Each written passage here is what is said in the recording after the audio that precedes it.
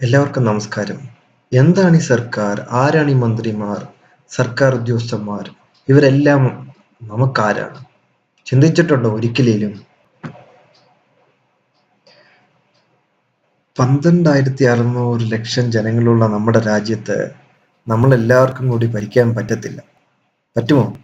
അതിനാൽ നമ്മൾ നമ്മുടെ പ്രതിനിധികളെ തിരഞ്ഞെടുത്ത് നമ്മുടെ രാജ്യത്തെ സേവിക്കാനുള്ള കടമ നമ്മൾ അവരെ ഏൽപ്പിക്കുന്നു.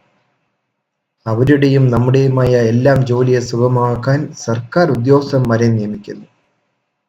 എല്ലാവർക്കും കൂടി നമ്മൾ നമ്മുടെ നികുതി പണത്തും കൊണ്ട് ശമ്പളം കൊടുക്കുന്നു. എന്താ സംശയമുണ്ടോ? കർഷകരും സർക്കാർ ജോലിക്കാരും സ്വകാര്യ ജോലിക്കാരും പ്രവാസികളും മാത്രമല്ല എല്ലാ ജനങ്ങളും നികുതി കൊടുക്കുന്നുണ്ട്.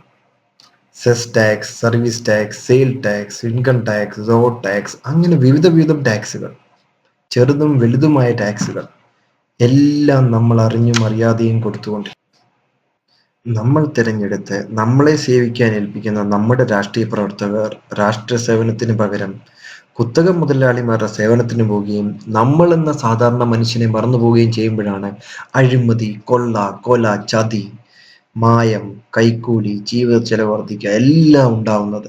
ജനങ്ങളെ, നമ്മൾ ഉണരുക, സാധാരണക്കാരുടെ ശബ്ദമായി ഉണരുക, നല്ലൊരു ഇന്ത്യക്കായി നമ്മൾ ഒന്നു ചേരുക.